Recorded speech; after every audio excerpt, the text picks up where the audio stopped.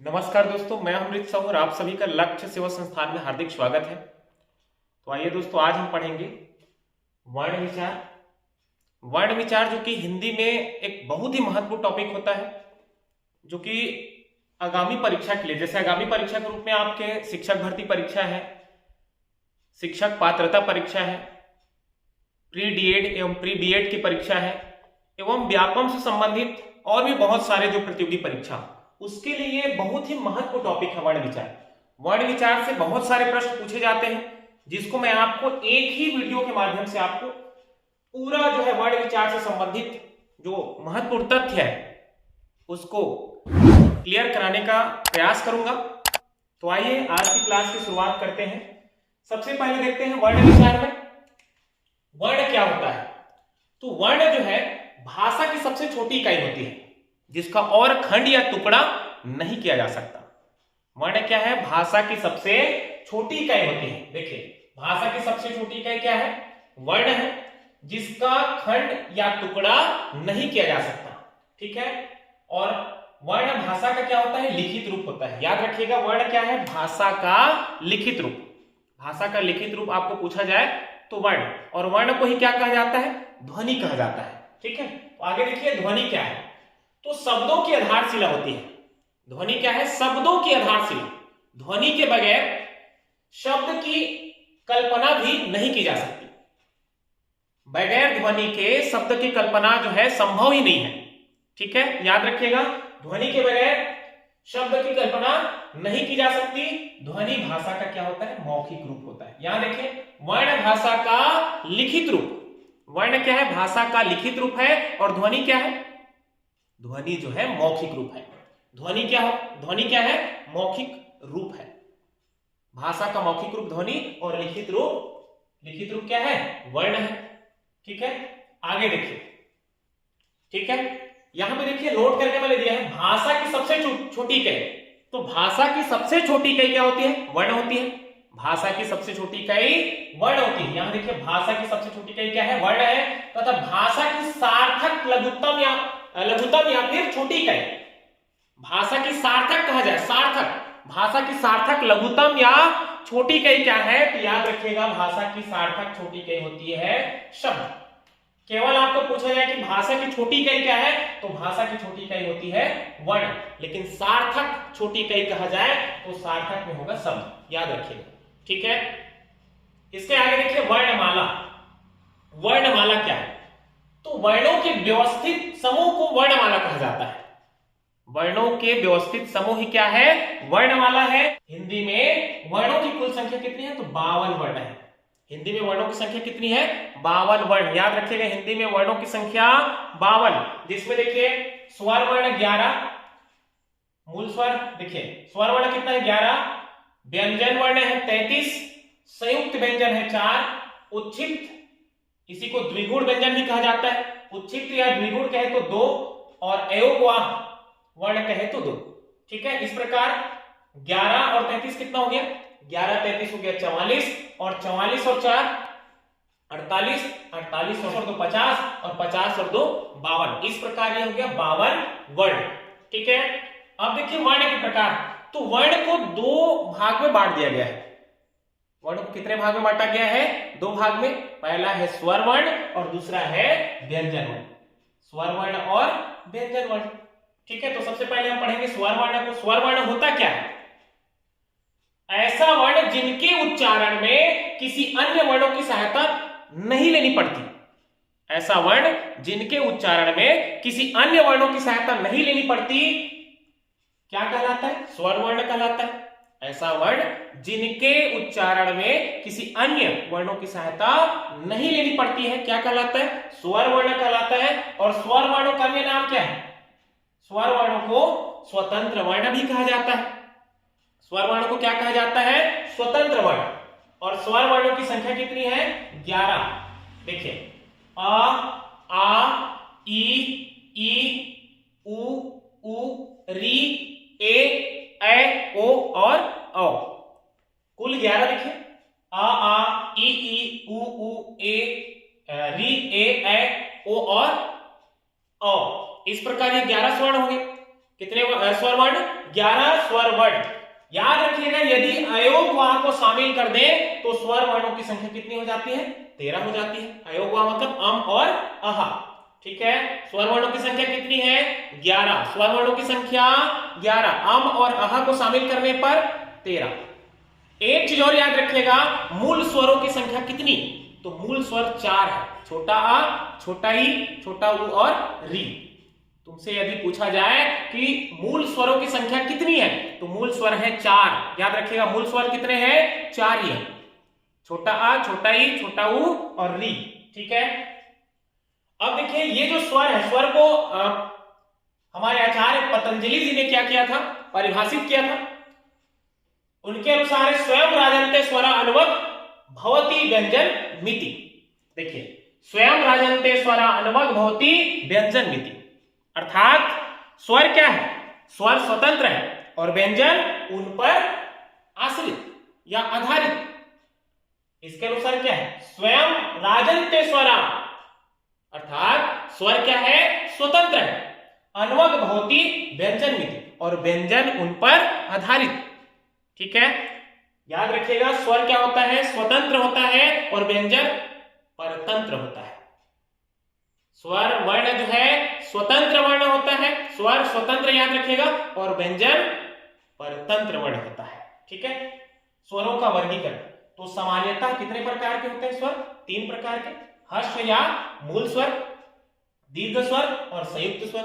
ह्रस्व या मूल स्वर देखिए छोटा आ, छोटा ई, छोटा उ और री, इसी को क्या कहा जाता है? इसी को मूल स्वर कहा जाता है।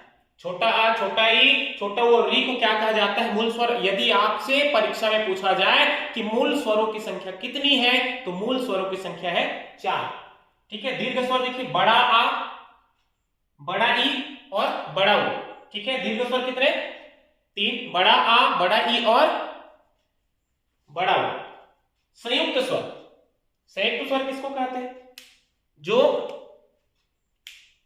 दो स्वरों के संयोजन से, ठीक है, संयुक्त स्वर किसको कहा जाता है? जो दो स्वरों के संयोजन से बना हो, यह क्या है? संयुक्त स्वर है। जैसे ओ, औ। ए में देखिए ए किसके किसके संयोजन से बना है? आ, छोटा आ धन छोटा ई। ए किसके संयोजन से? छोटा आ धन छोटा ई, ए। समझ में आ गया? छोटा आ धन छोटा ई, आ धन ई, आ धन ई, आई मतलब ए। ठीक है, और यहां पे देखिए आए, आए जो है किसके संयोजन से बना है? तो आए जो है आ धन ए के संयोजन से, आए जो है किसके? आ धन ए के संयोजन से आए बना है। और ओ जो है देखिए, ओ जो है आ धन उ के संयोजन से, आ धन उ के संयोजन से ओ, औ। अब देखिए औ जो है किसके संयोजन से बना है? तो औ जो है आ धन ओ के संयोजन से, आ धन ओ, आओ, आ धन ओ, तो आओ। ठीक है, इस प्रकार ये क्या है? संयुक्त स्वर है। संयुक्त स्वर में पूछा जाएगा तो ए, ओ और औ, याद रखिएगा। अब इसके बाद देखिएगा मात्रा या उच्चारण के आधार पर, मात्रा या उच्चारण के आधार पर स्वर के प्रकार। तो इसमें देखिए ह्रस्व या मूल स्वर, जिनके उच्चारण में कम समय लगता है, छोटा स्वर है, इसी को मूल स्वर कहा जाता है। इनकी संख्या मैंने अभी आपको बताया 4। मूल स्वरों की संख्या कितनी होती है? 4 होती है, छोटा आ, छोटा ई, छोटा उ और री। ठीक है, जिन वर्णों के उच्चारण में कम समय लगता है उनको क्या कहा जाता है? ह्रस्व या फिर मूल स्वर। क्या कहा जाता है? ह्रस्व या मूल स्वर। जैसे देखिए छोटा आ, छोटा ई, छोटा उ और री। ठीक है, मूल स्वरों की संख्या 4 याद रखिएगा। उसके बाद देखिए दीर्घ स्वर, जिन स्वरों के उच्चारण में ह्रस्व स्वर से अधिक समय लगता है, जिन स्वरों के उच्चारण में ह्रस्व स्वर से अधिक समय लगता है उन्हें क्या कहा जाता है? दीर्घ स्वर कहा जाता है। क्या पढ़ रहे हैं? मात्रा या उच्चारण के आधार पर स्वर के प्रकार।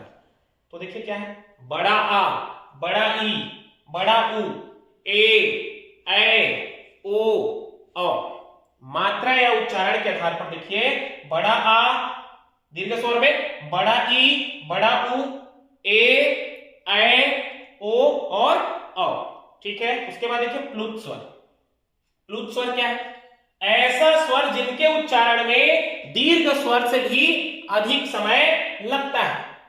ऐसा स्वर वर्ण जिनके उच्चारण से या उच्चारण में दीर्घ स्वर से भी अधिक समय लगता है, क्या कहलाता है? प्लुत स्वर कहलाता है। जैसे ओम, ओ, उ, म। ठीक है, मात्रा में देखें तो त्रिमात्रिक होता है। ठीक है, मात्रा में त्रिमात्रिक, दीर्घ से भी ज्यादा समय। ओम, ठीक है, राम, क्या है? प्लुत स्वर, तिगुना समय लगे। ठीक है, तिगुना समय, याद रखिएगा, प्लुत स्वर है। अगला देखिए, जीव के आधार पर स्वर के प्रकार। तो जीव के आधार पर स्वर के प्रकार बहुत बार यहां से प्रश्न बन चुका है। अग्र स्वर, मध्य स्वर और पश्च स्वर। तो जीव के आधार पर पहला हम पढ़ेंगे अग्र स्वर। अग्र स्वर क्या होता है? तो जीव का आगे वाला भाग, ठीक है, जिन स्वरों के उच्चारण में जीव का आगे वाला भाग कार्य करता है उन्हें क्या कहते हैं? अग्र स्वर कहते हैं। जैसे छोटा ई, बड़ा ई, ए और ए। इसको कैसे याद रखेंगे? अग्र स्वर याद रखिएगा, जीव का आगे वाला जो भाग है क्या करेगा? कार्य करेगा, काम करेगा। जिन वर्णों के उच्चारण में जीव का आगे वाला भाग क्या करता है? काम करता है, उसको क्या कहते हैं? अग्र स्वर कहते हैं। याद कैसे करेंगे? याद रखिएगा, इसका ट्रिक याद रखना, आइए करके। ठीक है, आ मतलब क्या हो गया? अग्र स्वर हो गया। आ मतलब अग्र स्वर, और ई मतलब छोटी ई और बड़ी, छोटी ई और बड़ी, और ए मतलब सबको आप एक साथ भी लिख सकते हैं, आ, ई, ए। तो आइए करके याद रखिएगा। आइए, हम किसी को बुला रहे हैं तो अग्र स्वर, आ से अग्र स्वर, ई, ए। ठीक है, उसके बाद देखिए मध्य स्वर। जिन वर्णों के उच्चारण में जीव का मध्य भाग कार्य करता है, बीच वाला भाग, उसको मध्य स्वर कहा जाता है। जैसे आ, याद कैसे रखें? मध्य, इसको आप क्या करना, मा करके याद रखें, मा आ, और मा आ बराबर मा, मा धन आ, मध्य स्वर आ है, केवल आ याद रखिएगा। मध्य स्वर क्या है? आ। कैसे याद रखना है? जब भी घर में आपको जो है, आपके पापा या आपके जो भी है, चाचा वाचा, जो भी कुछ आपने गड़बड़ कर दिया तो मारने के लिए दौड़ा रहे हैं, तो बीच में छुड़ाने के लिए कौन आ जाती है? मां आ जाती है। मध्य में कौन आ जाती है? मां आ जाती है, और मां करके क्या कर लेती है? बीच बचाव कर लेती है। ऐसा आप याद कर सकते हैं। तो मध्य स्वर आया तो याद रखिएगा, मध्य में मां आती है हमको बचाने के लिए। कौन आती है? मां आती है। तो मध्य स्वर में मां आ, ऐसे याद रखिएगा। ठीक है, मध्य में मां, मां से मध्य स्वर, और आ से अवर्ण, जो क्या है? मध्य स्वर है। बिल्कुल याद रखिए। तीसरा है पश्च स्वर। तीसरा क्या है? पश्च स्वर। ऐसा वर्ण जिनका उच्चारण करने से जीव का, जिनके उच्चारण में जीव का पिछला भाग क्या करता है? काम करता है। पिछला भाग काम करेगा, पश्च भाग, जीव का पिछला भाग, तो क्या हो गया? पश्च स्वर हो गया। आगे वाला भाग काम करे तो अग्र स्वर, बीच वाला भाग काम करे तो मध्य स्वर, और पीछे वाला भाग काम करे तो पश्च स्वर। तो इसको कैसे याद रखेंगे? पश्च स्वर, तो पौवो करके रख लेना, प, आ, उ, ओ, औ। ये ऐसा लग रहा है ना पौवो टाइप का, प, उ, ओ। प से क्या हो गया? पश्च स्वर, प से पश्च स्वर, आ, प, आ, उ, ओ, ऐसे याद रखिएगा।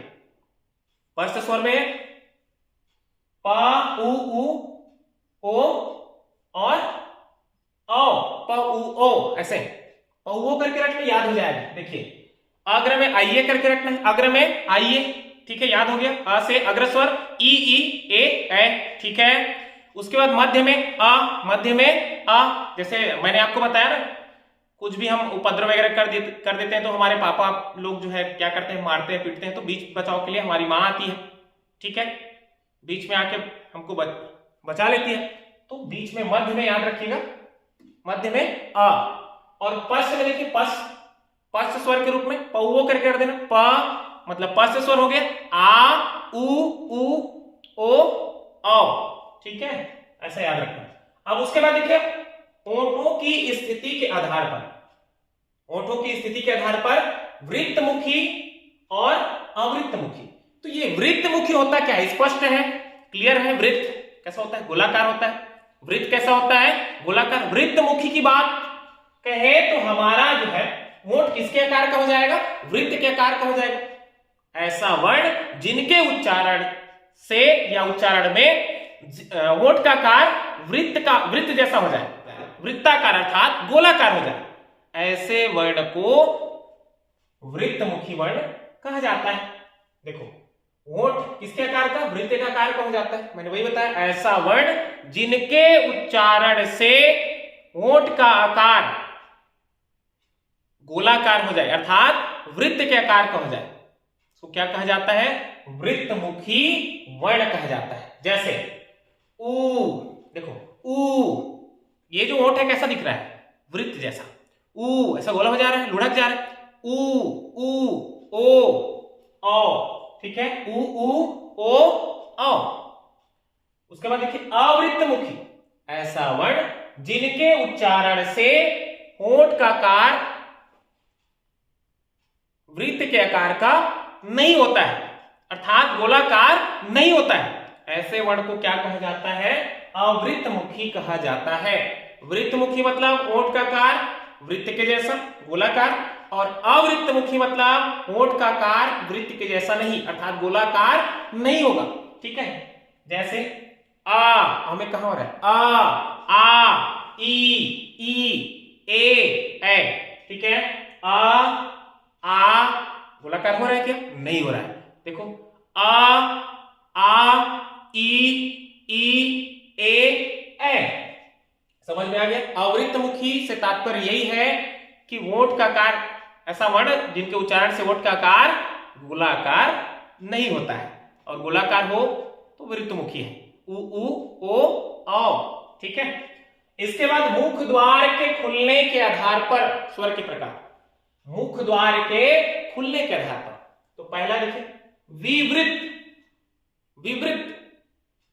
तो विवृत स्वर किसको कहते हैं, ऐसा वर्ण जिनके उच्चारण से मुख द्वार पूरा खुलता है। ऐसा वर्ण जिनके उच्चारण से मुख द्वार पूरा खुलता है क्या कहलाता है, क्या कहलाता है, विवृतमुखी स्वर कहलाता है। जैसे आ, ठीक है, आ देखिए, तो आ क्या है, विवृतमुखी स्वर है। आ के उच्चारण से देखो पूरा मुख द्वार क्या है, पूरा खुल रहा है, मुख द्वार पूरा खुल रहा है, क्या है, विवृतमुखी है। ऐसा वर्ण जिनके उच्चारण से मुख का द्वार जो है पूरा खुलता है क्या है, विवृतमुखी है।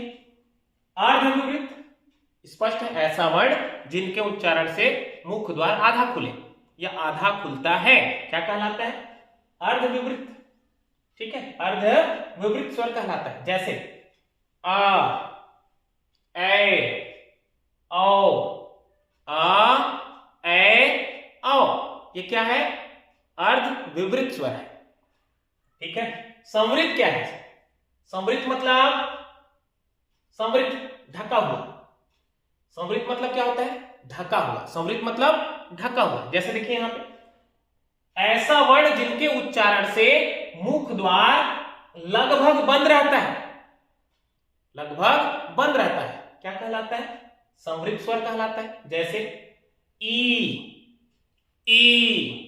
उ ई उ, ठीक है, क्या है, ये संवृत स्वर है। और अर्ध संवृत क्या होता है, ऐसा वर्ण जिनके उच्चारण से मुख द्वार आधा बंद रहता है। संवृत आए याद रखिएगा, संवृत मतलब ढका हुआ, बंद, ठीक है, संवृत आए तो क्या, ढका हुआ बंद समझना है, याद रखिएगा, ठीक है। और अर्ध संवृत आए तो क्या याद रखना है, मुख द्वार आधा क्या रहेगा, बंद रहेगा, ठीक है, आधा बंद रहेगा। जैसे ओ ए, इसको कैसे याद रखना है, अर्ध संवृत, ठीक है। संवृत और अर्ध संवृत को कैसे याद रखना है, संवृत मतलब ढका हुआ, क्लियर है, और अर्ध संवृत को कैसे याद रखें, जैसे नई नई बहू आई है घर में, तो हम क्या देखने के लिए जाते हैं, आसपास के लोग, पड़ोसी लोग देखने के लिए आते हैं, ठीक है।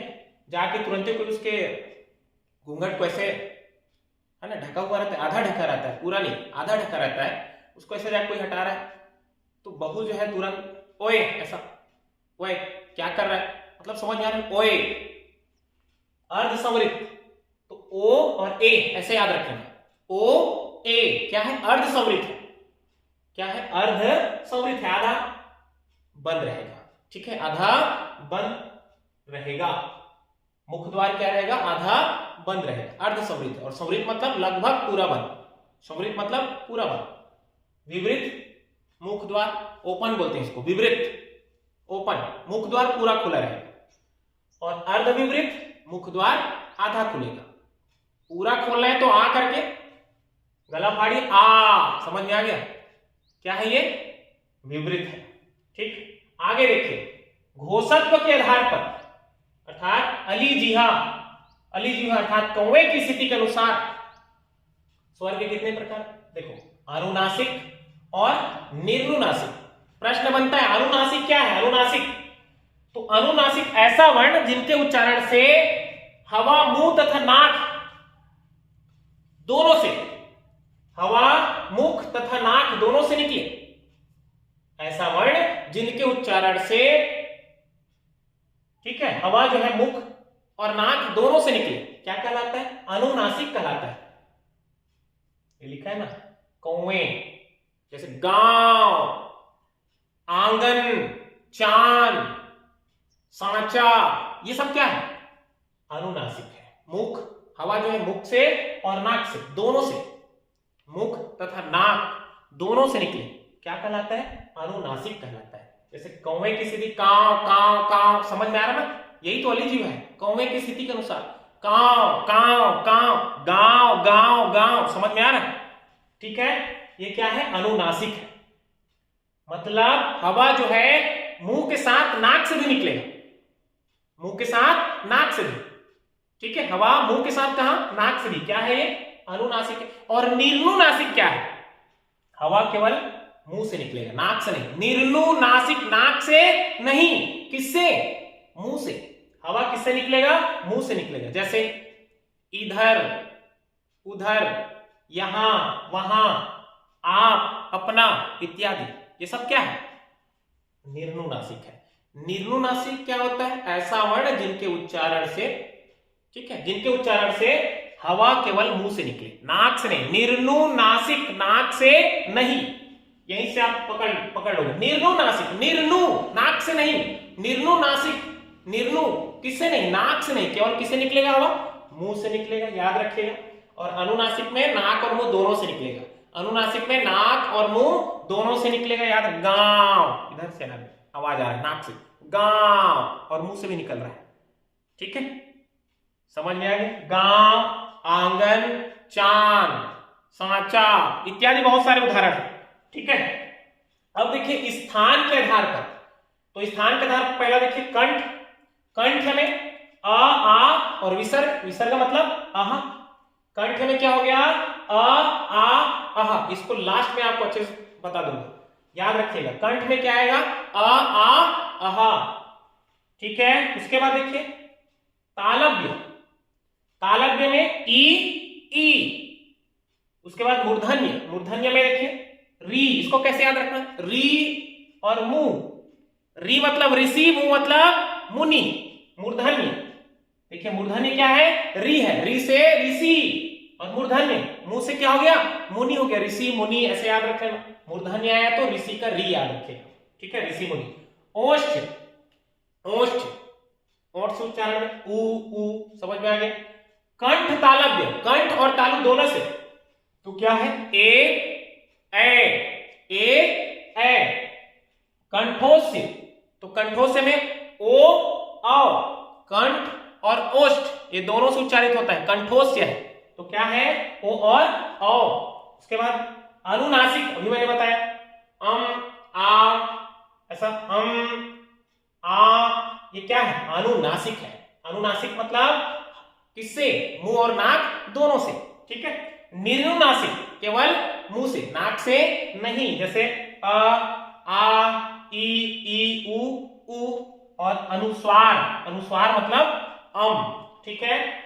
इसके बाद देखिए जीभ के पेशियों के तनाव के आधार पर तो दो ठो होता है, शिथिल और कठोर। तो शिथिल में जो छोटा छोटा, जैसे छोटा आ, छोटा ई और छोटा उ, और कठोर में बड़ा आ, बड़ा ई और बड़ा उ। किसके अनुसार? तो याद रखिएगा जीभ के पेशियों के तनाव के आधार पर पहला शिथिल और दूसरा कठोर। शिथिल में क्या आएगा? छोटा आ, छोटा ई और छोटा उ, और कठोर में क्या आएगा? बड़ा आ, बड़ा ई और बड़ा उ। ठीक है, आगे बढ़े। उसके बाद देखिए यहां मैंने नोट करके लिखा है। सबसे पहले देखिए अर्धस्वर। अर्धस्वर के रूप में व और या आता है। अर्धस्वर के रूप में क्या आता है? व और या। याद रखिएगा वे वर्ण जो उच्चारण अवरोध की दृष्टि से स्वर एवं व्यंजन के बीच होते हैं। जैसे मैं यहां पे लिखता हूं, यहां देख लेते हैं। ठीक है, मैंने यहां पे लिखा गई। ठीक है, गई, गई। उच्चारण कैसा हो रहा है? बड़ाई टाइप का। देखो गई, गई, समझ में आ रहा ना?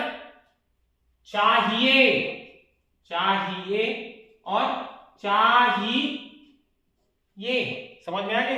अर्धस्वर वे वर्ण जो उच्चारण अवरोध की दृष्टि से स्वर एवं व्यंजन के बीच होते हैं। यहां देखो ये क्या है? ये क्या है? व्यंजन है। ये क्या है? स्वर। ये देखो ये क्या है? व्यंजन और ये स्वर। समझ में आ गया ना? जैसे हम लिखेंगे उलर, उलर, ऊ, कैसा हो रहा है? ऊ क्या है? ऊ क्या है? स्वर है। और ऊ वजन का वा और ऊ क्या है? व्यंजन है। तो यहां स्पष्ट हो रहा है कि ये स्वर एवं व्यंजन के बीच, समझ में आ रहा, स्थित है। इसलिए इसको क्या कहा जाता है? अर्ध स्वर कहा जाता है। क्या कहा जाता है? अर्ध स्वर। तो अर्धवय करके रख देना। अर्ध स्वर कितने हैं? तो दो ठो याद रखना, व और या। अर्धवय, अर्धवय, व और या। ठीक है, आगे देखिए अर्ध स्वर समझ में आ गया। उसके बाद देखिए अनुस्वार। तो अनुस्वार ये देखिए अम तथा विसर्ग। ठीक है, अनुस्वार तथा विसर्ग, अनुस्वार विसर्ग को क्रमशः अम और अहा के रूप में स्वरों के साथ लिखा जाता है। अम और अहा के रूप में किसके साथ लिखा जाता है? स्वरों के साथ लिखा जाता है। ठीक है, शुरुआत किसके साथ होता है? शुरुआत जो है स्वर के साथ होता है और अंत जो है व्यंजन के साथ होता है। जैसे देखिए यहां पे समझिए, मैंने यहां पे लिखा अम। ठीक है, तो अ धन अंगा, अंग, अंग। ठीक है, शुरुआत किस स्वर है? देखो स्वर से, और समापन किससे? व्यंजन से। उसी प्रकार मैं यहां पे आहा लिख दूं, आहा। ठीक है, तो ये कैसा होगा? अ धन हा। तो यहां देखो शुरुआत किससे हो रहा है? अ से, अर्थात स्वर से, और समापन किससे हो रहा है? देखो ह से। ह क्या है? व्यंजन है। ठीक है, शुरुआत जो है स्वर के साथ तथा अंत जो है व्यंजन के साथ होता है। इन्हें अयोगवाह भी कहते हैं। ठीक है, अनुस्वार और विसर्ग याद रखिएगा। अनुस्वार और विसर्ग, अनुस्वार मतलब अम और विसर्ग मतलब अहा। ठीक है, अनुस्वार अम और विसर्ग अहा को क्या कहा जाता है? अयोगवाह कहा जाता है। क्या कहा जाता है? अयोगवाह। क्या है अयोगवाह? तो ऐसा वर्ण, ठीक है, ऐसा वर्ण जो योग ना होने पर भी साथ साथ चले। ठीक है, जो योग ना होने पर भी साथ साथ चलता है, क्या कहलाता है? अयोगवाह कहलाता है। देखो लिखा है अयोगवाह। योग न होने पर भी साथ साथ चलने वाला ही क्या कहलाता है? अयोगवाह कहलाता है। और अयोगवाह वर्ण कौन कौन सा वर्ण है? अम और अहा। अम और अहा याद रखिएगा, मैंने यहां पे आपको बता दिया है। अयोगवाह वर्ण दो वर्ण है, अम और अहा। ठीक है, क्लियर है? अनुस्वार एवं विसर्ग न तो स्वर है और न ही व्यंजन वर्ण है, किंतु यह स्वरों के सहारे चलते हैं, इसलिए क्या है? अयोगवाह। ये प्रश्न यहां पर भी बन सकता है कि अनुस्वार और विसर्ग क्या स्वर है? नहीं। तो क्या व्यंजन है? तो भी नहीं। याद रखिएगा, अनुस्वार और विसर्ग न तो स्वर है और न ही व्यंजन है। ठीक है, किंतु यहां स्वरों के सहारे चलते हैं, इसलिए क्या कहा जाता है? अयोगवाह कहा जाता है। और अयोग वाहक का मैंने अर्थ बता दिया, योग न होने पर भी साथ साथ चलने वाला। क्लियर है? उसके बाद देखिए नोट में चौथा पॉइंट लिखा है ई, छोटा ई और बड़ा ई और री, छोटा ई, बड़ा ई और री। ठीक है, वर्ण जो है क्या है, स्त्रीलिंग वर्ण है। छोटा ई, बड़ा ई और री वर्ण क्या है, स्त्रीलिंग वर्ण है। बाकी सभी वर्ण पुल्लिंग है। अर्थात 52 वर्णों में मात्र 3 वर्णों का नाम याद रखना है आपको, छोटा ई, बड़ा ई और री। ठीक है, उसके बाद जो 49 वर्ण और जो बच रहे हैं सब के सब क्या होंगे, पुल्लिंग होंगे। छोटा ई, बड़ा ई और री क्या है, स्त्रीलिंग, बाकी सब क्या है, पुल्लिंग वर्ण है, याद रखेंगे। ठीक है, उसके बाद देखते हैं दूसरा हमारा व्यंजन वर्ण शुरू होगा। ये तो पूरा स्वर के बारे में मैंने आपको बता दिया। ठीक है, अब व्यंजन वर्ण, तो व्यंजन क्या होता है, सब शुरू में मैंने बताया था। व्यंजन क्या है, परतंत्र है, स्वरों के सहारे चलते हैं। स्वतंत्र वर्ण नहीं है व्यंजन, क्या है, परतंत्र है, पराश्रित है। देखो, जिन वर्णों के उच्चारण में अन्य वर्णों की सहायता लेनी पड़ती है, ठीक है, उन्हें क्या कहा जाता है, व्यंजन वर्ण कहा जाता है। जिन वर्णों के उच्चारण में अन्य वर्णों की सहायता लेनी पड़ती है उनको क्या कहा जाता है, व्यंजन वर्ण कहते हैं। और व्यंजन वर्ण को और क्या, किस नाम से, परतंत्र वर्ण के नाम से भी जाना जाता है। देखो, इन्हें परतंत्र वर्ण भी कहते हैं और इनकी संख्या कितनी है, 33 है। ठीक है, व्यंजन वर्णों की संख्या, मूल व्यंजन कितने पूछा जाएगा आपको, तो 33। ठीक है, प्रकार में आते हैं व्यंजन के प्रकार। तो व्यंजन के प्रकार किसको शामिल कर लेने पर, देखो, द्विगुण व्यंजन और संयुक्त व्यंजन को शामिल करने पर व्यंजन के 5 प्रकार है, नहीं तो 3। ठीक है, द्विगुण व्यंजन और संयुक्त व्यंजन को शामिल करने पर व्यंजन के 5 प्रकार। सबसे पहले पढ़ेंगे स्पर्श व्यंजन। स्पर्श मतलब स्पष्ट है, कहीं ना कहीं किसी न किसी भाग को हमारे मुखारविंद के वो स्पर्श करेगा, छुएगा, टच करेगा, नाम से स्पष्ट है। स्पर्श व्यंजन ये कंठ, तालु, मूर्धा, दंत और ओष्ठ स्पर्श से बोले जाते हैं। इन्हें वर्गीय व्यंजन भी कहते हैं। ऐसा वर्ण जिनके उच्चारण में कंठ, तालु, मूर्धा, दंत और ओष्ठ का महत्वपूर्ण भूमिका हो, क्या कहलाता है, स्पर्श व्यंजन कहलाता है। और स्पर्श व्यंजनों की संख्या कितनी, देखो, स्पर्श व्यंजनों की संख्या है 25। याद रखिएगा, स्पर्श व्यंजनों की संख्या कितनी है, 25 है, जिनको 5 वर्ग में बांट दिया गया है। बहुत ही महत्वपूर्ण है, यहां से बहुत सारे प्रश्न पूछे जाते हैं, याद रखिएगा। स्पर्श व्यंजनों को कितने वर्ग में बांट दिया गया है, 5 वर्ग, क वर्ग, च वर्ग, ट वर्ग, त वर्ग और प वर्ग। क चट तप करके रट लेना है इसको, क चट त प। क वर्ग में क ख ग घ अंगा, च वर्ग में च छ ज झ य, ट वर्ग में ट ठ ड ढ ण, त वर्ग में त थ द ध न और प वर्ग में प फ ब भ म।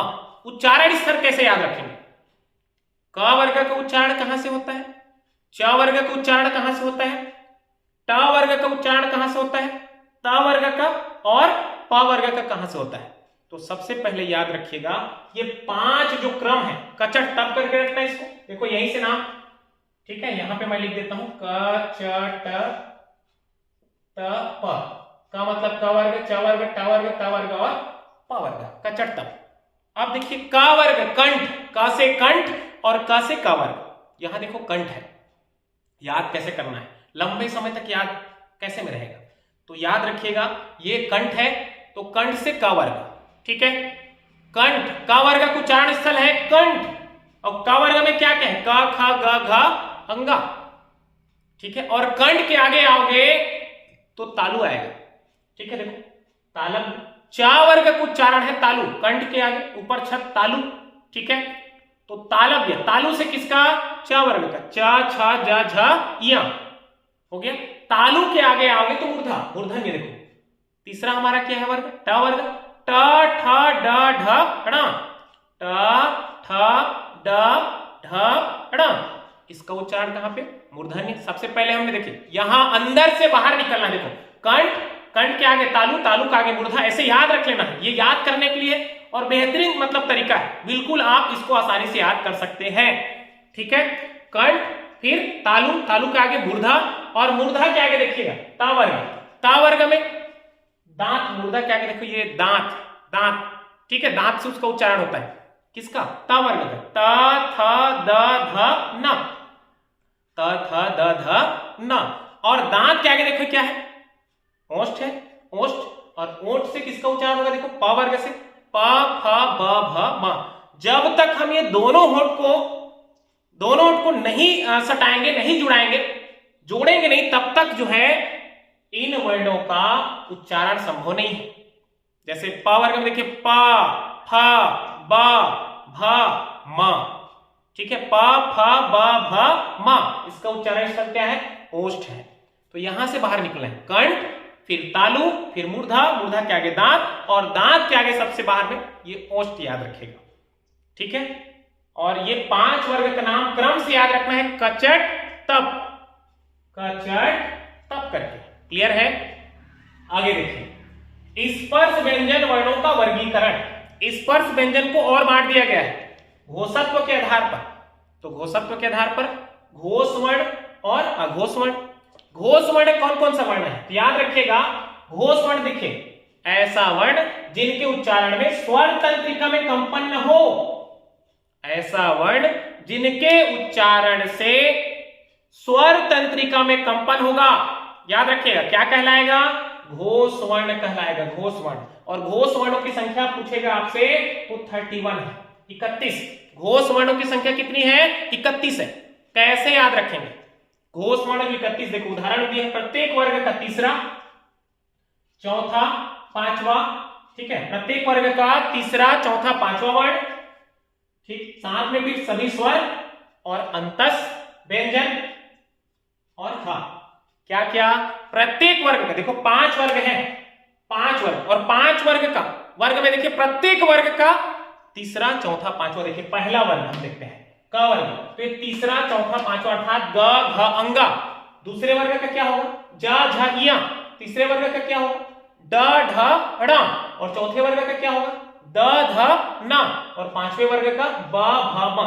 तो कितना हो गया, 5 वर्ग है, और प्रत्येक वर्ग में तीसरा, चौथा, पांचवा, एक वर्ग में देखो 3-3 वर्ण, तो 3 पंचे कितना हो गया, 3 पंचे 15 हो गया, ठीक है।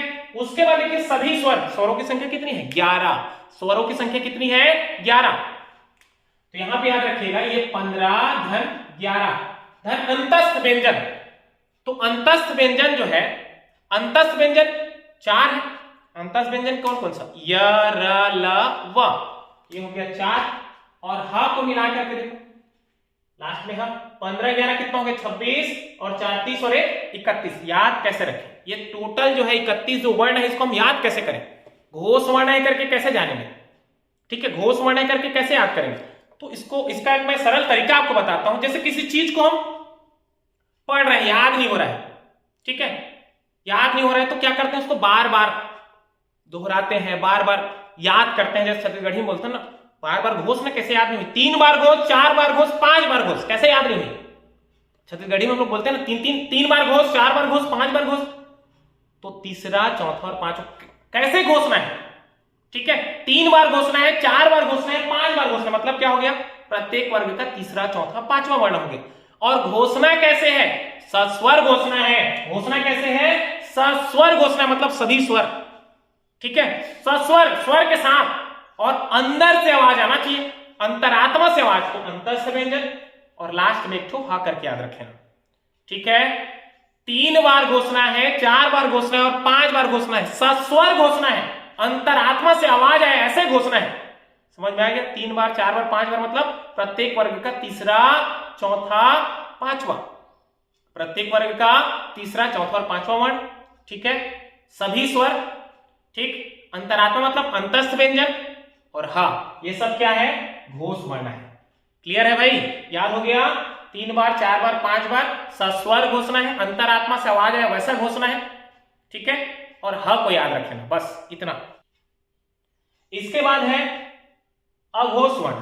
तो अघोष वर्ण में क्या, अघोष वर्ण क्या है, अघोष वर्ण ऐसा वर्ण जिनके उच्चारण से स्वर तंत्रिका में कंपन ना हो। ऐसा वर्ण जिनके उच्चारण से स्वर तंत्रिका में कंपन ना हो क्या कहलाता है, अघोष वर्ण कहलाता है। क्या कहलाता है? अघोष वर्ण। और अघोष वर्णों की संख्या है 13। देखो कितनी है? 13 वर्ण। 31 को उलट दो, क्या बनेगा? 13। यहां पे देखिए मैं आपको बता देता हूं, 31 लिखाया है, इसको उल्टोगे तो बन जाएगा 13। तो 31 को उल्टा याद रखिएगा, कितना?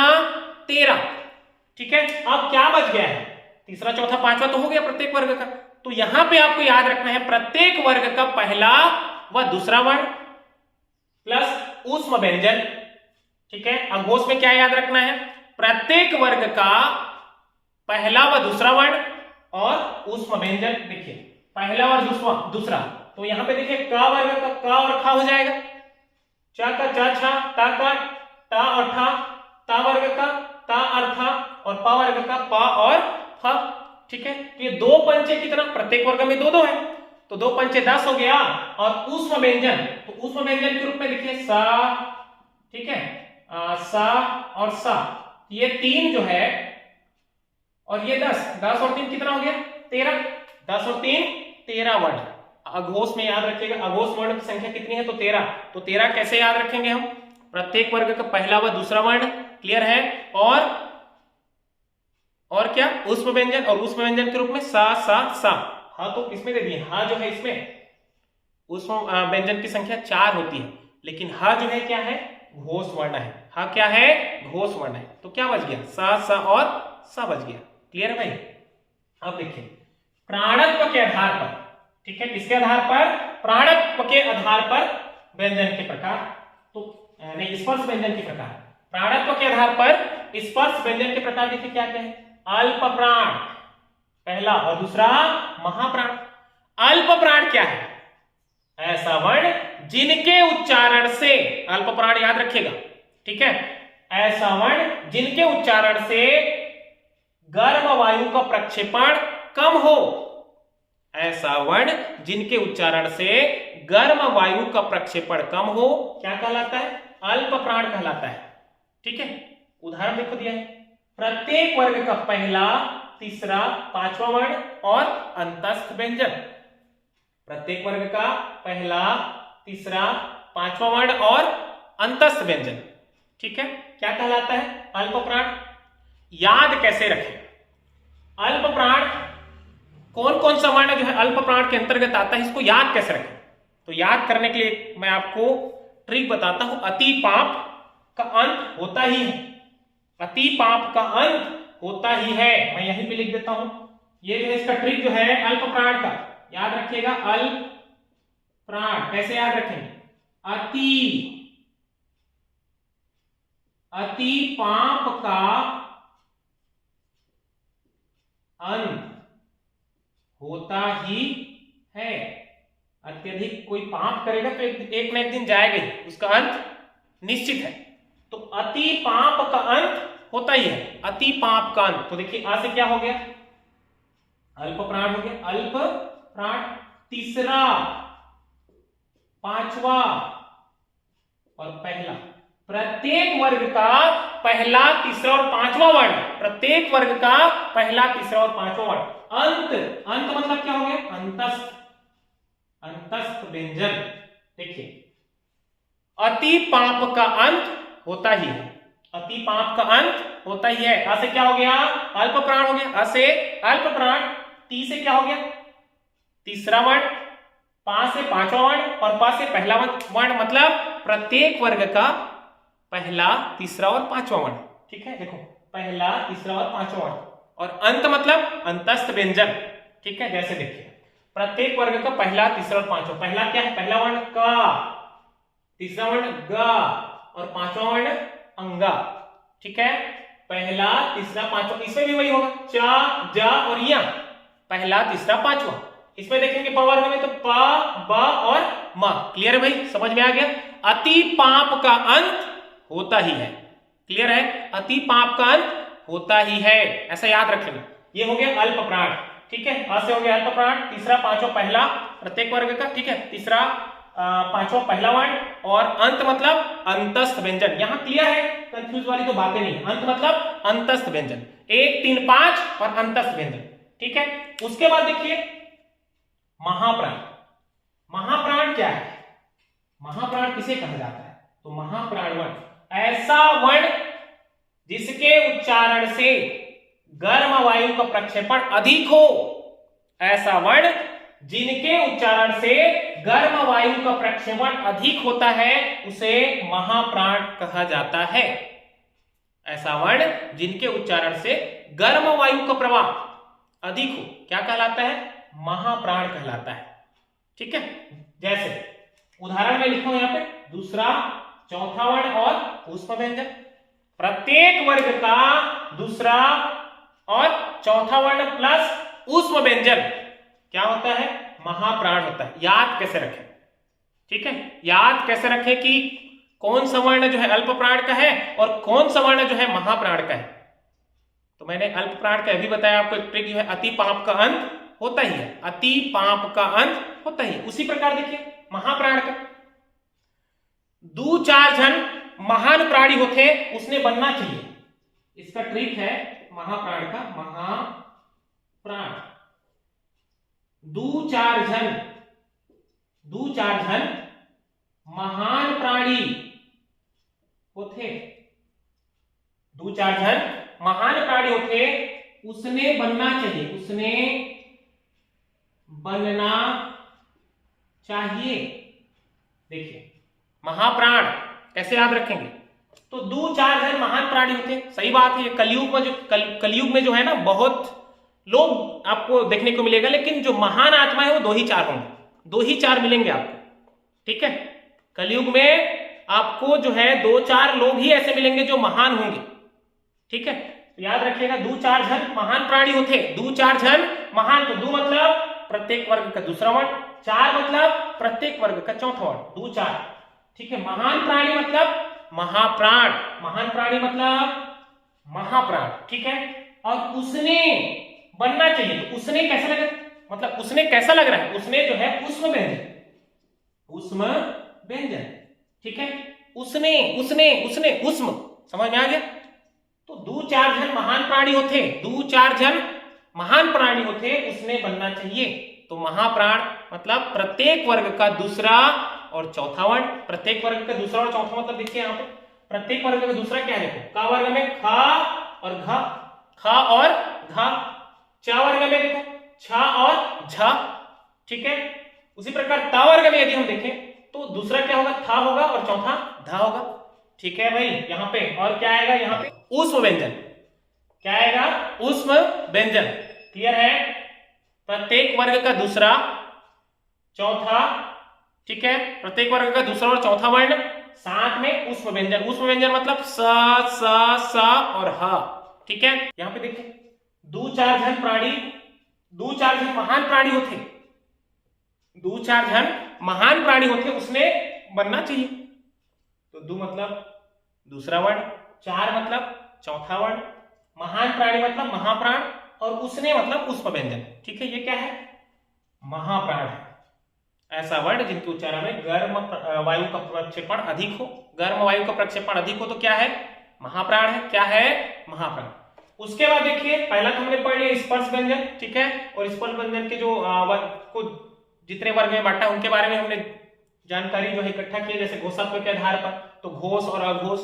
ठीक है, 3 बार घोष, 4 बार घोष, 5 बार, मैंने बता दिया इसको अघोष। ठीक है, प्राणत्व के आधार पर, प्राणत्व के आधार पर क्या है? अल्प प्राण और महाप्राण। क्लियर है भाई? उसके बाद देखिए दूसरा, पहला तो स्पर्श व्यंजन हो गया, व्यंजन के प्रकार, व्यंजन वर्ण के प्रकार में पहला स्पर्श व्यंजन। दूसरा है देखो अंतस्थ व्यंजन। अंतस्थ व्यंजन, अंतस्थ व्यंजन क्या होता है? श्वास का अवरोध बहुत कम, याद रखिएगा श्वास का अवरोध बहुत कम। अंतस्थ, अंदर से आवाज आए, अंदर से। ठीक है, य र ल व, यरलाव करके रेड दो। अंतस्थ व्यंजन 4 है। कितना अंतस्थ व्यंजन कितने हैं? तो 4। य र, अंदर से आवाज आ रही, य र ल व। ठीक है, श्वास का अवरोध बहुत कम। ठीक है, तीसरा देखिए, तीसरा देखिए, तीसरा ऊष्म व्यंजन। ऊष्म व्यंजन होता क्या है?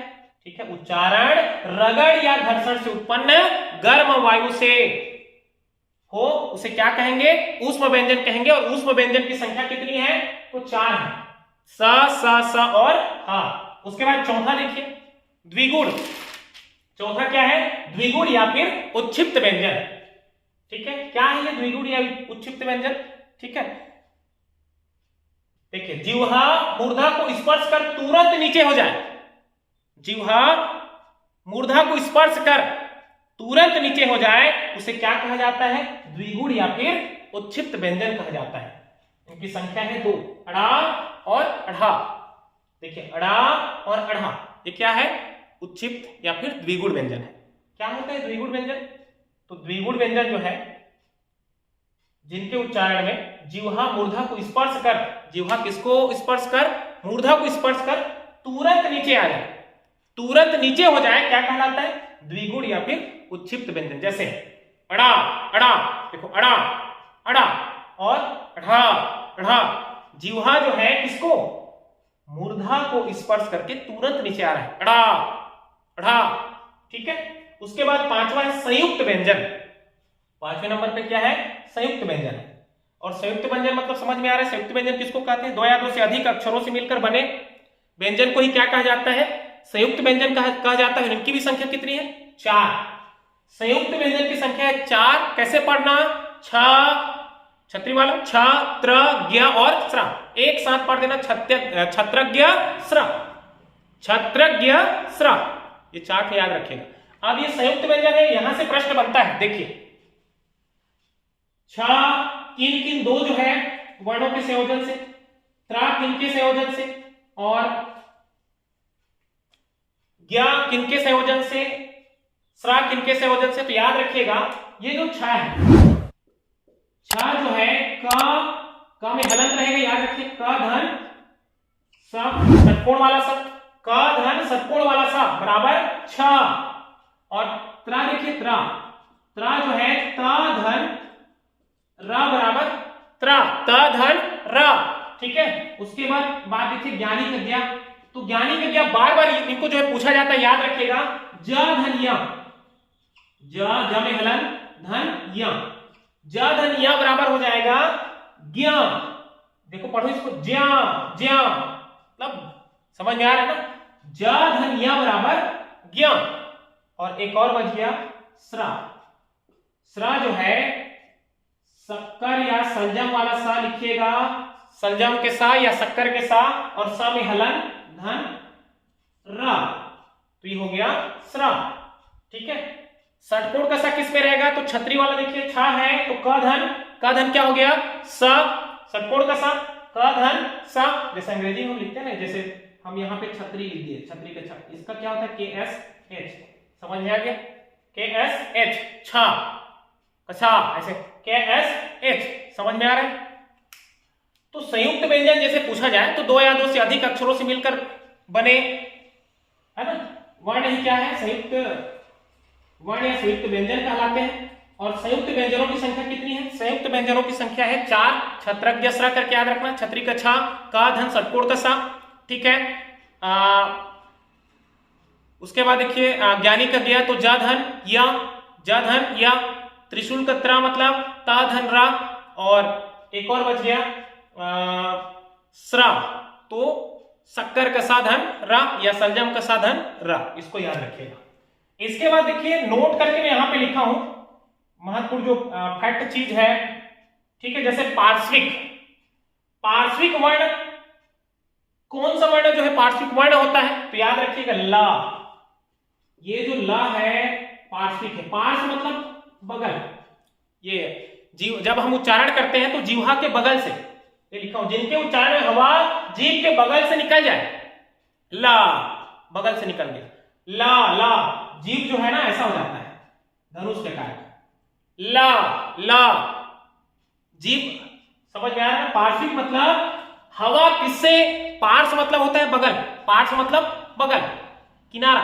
ठीक है, बगल से निकले तो क्या क्या होता है, ये पार्श्विक होता है, और इसका उदाहरण है ला, पार्श्विक ला, याद रखिएगा। पार्श्विक वर्ण किसको, तो ला, पार्श्व, याद रखिएगा, पार्श्विक वर्ण क्या है, तो ला है। उच्चारण करेंगे तो हवा कहां से निकलेगा, जिह्वा के बगल से निकलेगा, कहां से निकलेगा, जिह्वा के बगल। उसके बाद देखिए दूसरा यहाँ पे ये लुंठित लिखा हूं, तो लुंठित क्या है, रा है, लुंठित वर्ण क्या है, रा। अब कैसे याद रखेंगे, ऐसा वर्ण जिनके उच्चारण में जीभ तालु से लुढ़क कर स्पर्श करे, जीभ जो है तालु से लुढ़क कर ठीक है, क्या है, लुंठित है। तो लुंठित के रूप में क्या है, रा।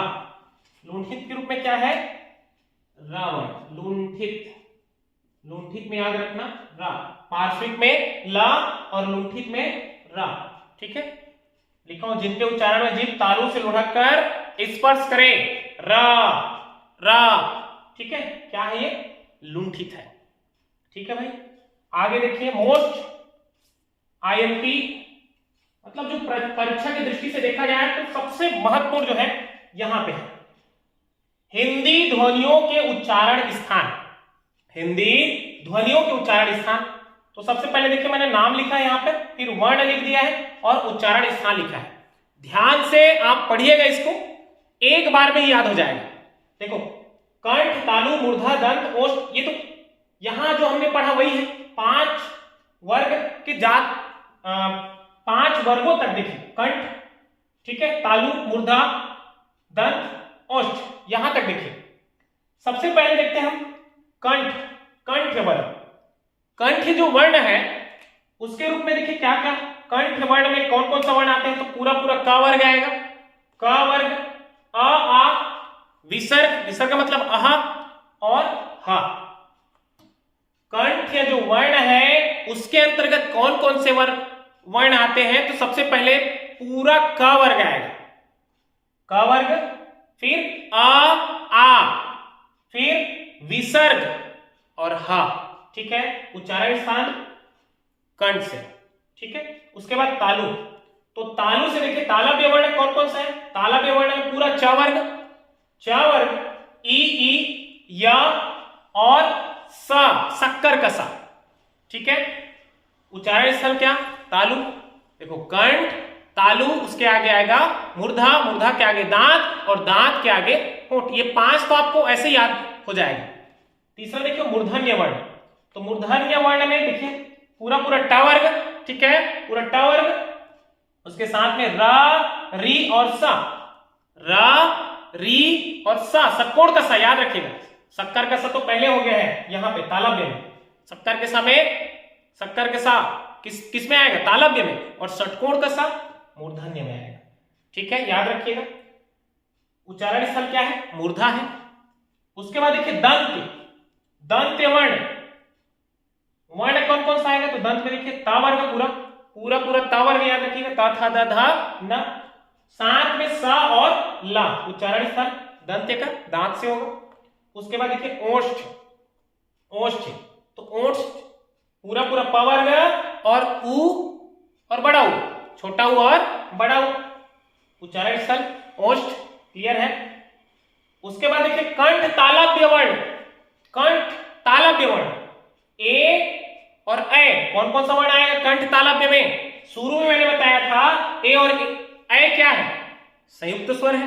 जैसे यहां पे मैं लिखता हूं ए, ठीक है, तो ए बराबर आ धन ई, आ धन ई बराबर ए, और ए बराबर आ धन ए बराबर ए। अब आप यहां से देखिए आ क्या है, तो आ कंठ है, देखो यहां पे आ, ठीक है, समझ में आ गया। आ और ई क्या है, तो ई तालव्य है, समझ में आ गया।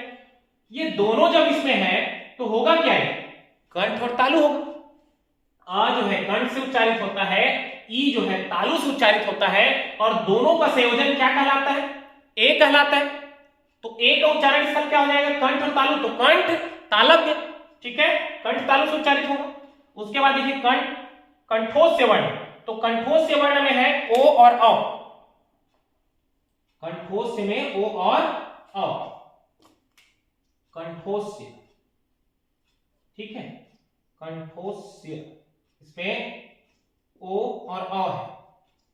तो यहां याद रखिएगा ओ जो है किन किन दो स्वरों से मिलकर बना है,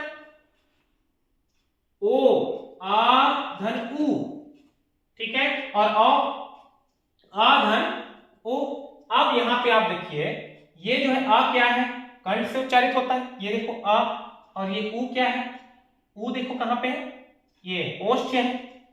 तो ये कंठ हो गया, ये ओष्ठ हो गया, तो क्या कहलाएगा, कंठ और ओष्ठ, कंठोस्य, कंठ और ओष्ठ। ओ का उच्चारण स्थल याद रखिएगा कंठ और ओष्ठ से, ओ, आ और ओ दोनों मिलाकर क्या, औ, ठीक है। उसके बाद देखिए दंतोष्ठ, तो दंतोष्ठ के रूप में क्या है? व। दंतोष्ठ के रूप में क्या है? व। नासिक्य, नासिक्य वर्ण है अंगा, या, अड़ा, न और म। ठीक है, ये नासिक्य, इसको जो है पंचमाक्षर के नाम से भी जाना जाता है। यहां पे देखो, यहां मैंने लिखा है पंचमाक्षर या फिर नासिक्य व्यंजन। तो प्रत्येक वर्ग का पांचवा वर्ण, प्रत्येक वर्ग का पांचवा वर्ण क्या होता है? पंचमाक्षर होता है या फिर नासिक्य व्यंजन होता है। पंचमाक्षर, यहां देखिए, अंगा, या, अड़ा, ना और मा, ये जो पांचों वर्ण है लिखा हूं यहां पर, अंगा, या, अड़ा, ना और मा, क्या है? नासिक्य व्यंजन है, नाक से उच्चारित होता है। अंगा, अड़ा, ना, मा, ये सब क्या है? नासिक्य है। ठीक है, पंचमाक्षर या फिर नासिक्य व्यंजन की संख्या पूछा जाए तो 5 लगाइएगा। ठीक है, और कौन कौन सा देखो यहाँ पे, अंगा, या, अड़ा, ना और मा। नासा, नासिक से, नाक से जिनका उच्चारण होता है, देखो उच्चारण स्थल नासिक। उसके बाद अली जिह्वा वर्ण, तो अली जिह्वा वर्ण में क, ख, ज, ग, ज और फ। ये अली जिह्वा होता क्या है? इसका उच्चारण स्थल अली जिह्वा ही है। अली जिह्वा ऐसा व्यंजन होता है जिनका उच्चारण जिह्वा के पिछले भाग को गले के ऊपर या ऊपरी भाग में स्पर्श कराने से उनका उच्चारण होता है। ऐसा वर्ण या ऐसा व्यंजन जिनका उच्चारण जिह्वा के पिछले भाग को, जिह्वा के पिछले भाग को गले के ऊपरी भाग से स्पर्श करा के किया जाता है। उच्चारण कैसे किया जाता है? जिह्वा के पिछले भाग को गले के ऊपरी भाग से स्पर्श करा के, जैसे क, ख, ग, ज और फ। ठीक है, अब इसको याद कैसे रखें? ये तो हो गया, मैंने यहां पे आपको लिखा दिया। ठीक है, अब इसको याद कैसे रखें? यहां से प्रश्न में बनता ही है, बिल्कुल आपको जो आपके पेपर है आगामी पेपर, उसमें देखने को मिलेगा। ठीक है, याद कैसे करें इसको? तो याद करने के एक तरीका मैं बताता हूं। सबसे पहले देखिए, क, अ, आ, वी, ह, क, फिर अ, आ, वी और ह।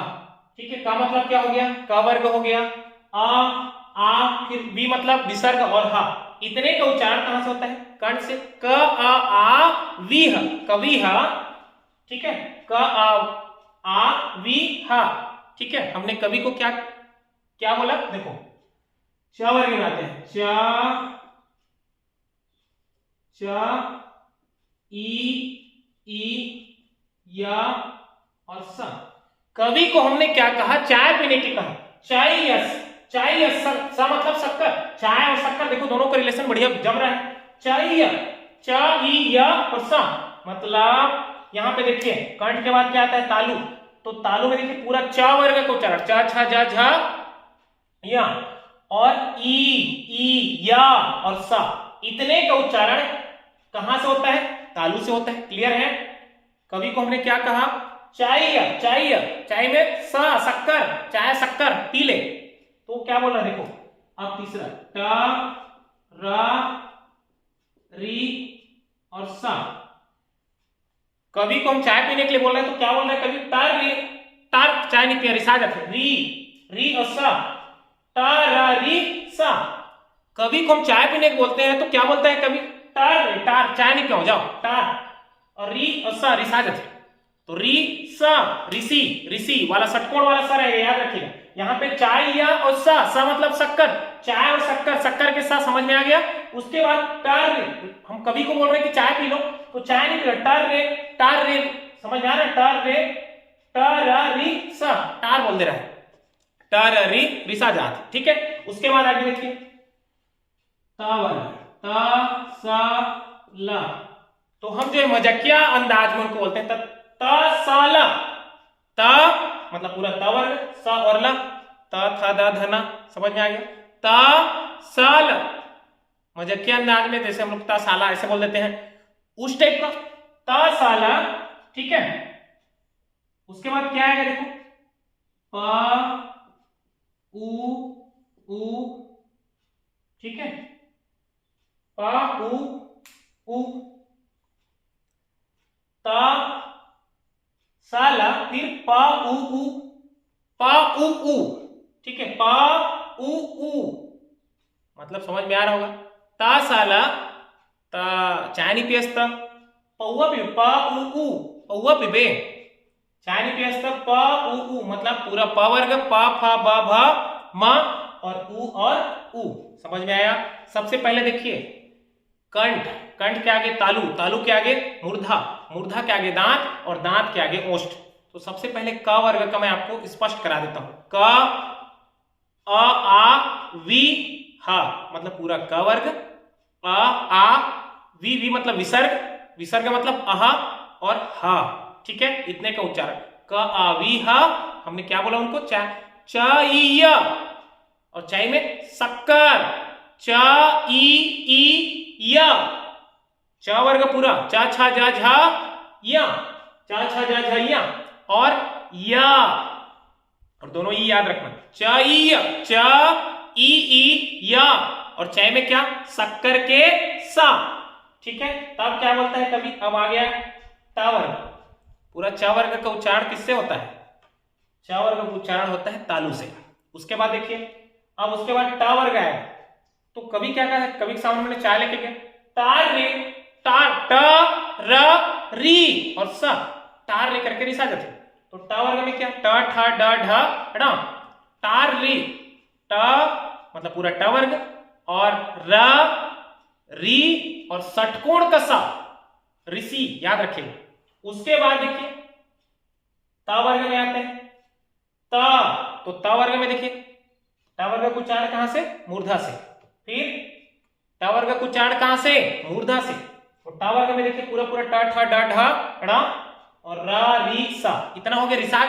अब याद रखिएगा, अब इसके बाद जो है ता वर्ग आएगा, तो ता वर्ग में ता था द ध न, ठीक है, त स ल, तो पूरा ता वर्ग स और ल, इसका उच्चारण कहां से होता है? दंत से होता है, दंत। उसके बाद देखिए, उसके बाद प वर्ग आता है, तो प वर्ग में देखिए जैसे चाय नहीं पियस त पौवा पिबे, प उ उ, ऐसा हम बोल रहे हैं ना, त स ल, चाय नहीं पियस तो प उ उ, पौवा पिबे, तो प मतलब हो गया प वर्ग, उ और उ। तो याद रखिएगा यहां पे देखिए प वर्ग मतलब प फ ब भ म उ और उ, इतना तो याद हो गया होगा, ठीक है। अब आगे देखिए, मैं बार बार इसको रिपीट इसलिए करा रहा हूं क्योंकि यहां से प्रश्न बनता है, क्लियरिटी के साथ आप याद करिए, ठीक है। जैसे देखिए कुछ एक जगह पे मैं छत्तीसगढ़ी का इस्तेमाल कर रहा हूं क्योंकि वो याद रहे करके, ठीक है। ठीक, यहां तक ये 5 कंठ, तालु, मूर्धा, दांत और ओष्ठ, कंठ, तालु, मूर्धा, दांत और ओष्ठ, 5 वर्ग का नाम क्रम से याद होना चाहिए। क वर्ग, च वर्ग, ट वर्ग, त वर्ग और प वर्ग। कचट, तप, तो क वर्ग का कंठ से, और साथ में क्या क्या जो मैंने 2 और बताया, अ आ विसर्ग और ह, ठीक है। तालु से तो पूरा पूरा कौन सा वर्ग? च वर्ग, और ई या और सा, शक्कर का सा। फिर मूर्धा से, मूर्धा, मूर्धा से किसका? तो मूर्धा से पूरा पूरा याद रखिएगा, मूर्धा से टा वर्ग, टा ठा डा ढाड़ा, और साथ में र री और षटकोण के साथ, ठीक। उसके बाद दंत से, दंत से पूरा ता वर्ग, ता था दा धना और सा और ला, ठीक है, ता सा ला, ऐसा। फिर ओष्ठ, ओष्ठ से पूरा पा वर्ग, पा फा बा भा मा और उ, तो चाय नहीं पियस तो पौवा पिबे, प उ उ, ऐसा। तो पा वर्ग, उ, इतना याद रखो। अब उसके बाद ज्वाइंट वाला शुरू होगा। अब देखो ये कंठ और तालु, ए और ए, इनका उच्चारण कहां से होता है? ए और ए का उच्चारण होता है कंठ और तालु से। कैसे? तो ए जो है एड़ी का ए, आ धन ई से मिलके बना होता है, और ए जो है आ धन एड़ी के ए से मिलके। अब देखो इसको, आ कहां पे है? तो आ जो है कंठ से, आ का उच्चारण कहां से? कंठ से, और ई का उच्चारण देखो यहां से तालु से, तो दोनों एक साथ है, तो इसका उच्चारण कहां से हो जाएगा? कंठ और तालु से हो जाएगा। उसी प्रकार देखो इसको, ओ और औ को, ठीक है, ओ और औ को, ये जो है ओ और औ, ओ देखिए आ धन उ और औ आ धन ओ, ठीक है, आ धन उ। आ कहां से? कंठ से, देखो यहां पे और ऊ कहां से, ओष्ठ से होगा, ये देखो ओष्ठ से ऊ, तो देखो ये हो गया कंठ और ये हो गया ओष्ठ, तो दोनों का एक साथ जो है ये ओ क्या हो जाएगा, कंठोष्ठ हो जाएगा, कंठोष्ठ अर्थात कंठ और ओष्ठ। उसी प्रकार ठीक है, ये व का उच्चारण दंतोष्ठ से होगा और व का देख लीजिए दंतोष्ठ, व का उच्चारण दंतोष्ठ से। नासिक के तो पता है आपको, अंगा, या, ड़ा, ना और मा, मैंने आपको बताया अभी पंचमाक्षर पंचम वर्ण है। और अलिजिह्वा क ख ग ज और फ। इस प्रकार आज मैंने आपको वर्ण विचार, ठीक है, ये हमारा जो पहला चैप्टर है, पहला अध्याय है हिंदी का, जिसको आपको मैं सरल भाषा में, आपको मैंने सरल भाषा में समझाने का प्रयास किया है। संभवतः आपका समझ में आया होगा। एक चीज और याद रखिएगा, आपको मैं जो है इस प्रकार के जो वीडियो है, इस प्रकार के जो वीडियो है आपको कंटिन्यू आपके लिए अपलोड करते रहूंगा। जैसे आगामी मेरा टारगेट है शिक्षक भर्ती परीक्षा, शिक्षक पात्रता परीक्षा, ठीक है, डीएड बीएड, जो प्री डीएड बीएड है उनसे संबंधित जो प्रश्न पूछे जाते हैं, शिक्षक भर्ती परीक्षा संबंधित जो सिलेबस उनका है, शिक्षक भर्ती परीक्षा का सिलेबस, शिक्षक पात्रता परीक्षा का सिलेबस और इनका डीएड प्री डीएड बीएड का जो सिलेबस है उनको कवर कराने का प्रयास करूंगा। ठीक है, आप कंटिन्यू मेरा वीडियो देखिए, मेरे वीडियो के अधिक से अधिक जो है आगे बढ़ाइए, लाइक शेयर सब्सक्राइब करिए। जो परीक्षार्थी DEd BEd pre DEd BEd की तैयारी कर रहा है, शिक्षक भर्ती परीक्षा की तैयारी कर रहा है और शिक्षक पात्रता परीक्षा की तैयारी कर रहे हैं, उन तक मेरे वीडियो को पहुंचाइए। मैं दावे के साथ कह रहा हूं कि यदि इस वीडियो को अच्छी तरीके से देख लोगे तो निश्चित ही आप इससे संबंधित जो प्रश्न है उसको आसानी से बना लेंगे। ठीक है, पुनः आपसे आग्रह है, निवेदन है कि हमारे चैनल को अधिक से अधिक संख्या में सब्सक्राइब कराएं, आगे बढ़ाएं और हमारा सहयोग करें, ताकि हम आपको और अधिक मोटिवेट होकर के, उत्साहित होकर के आप तक ऐसे वीडियो पहुंचाते रहें। धन्यवाद।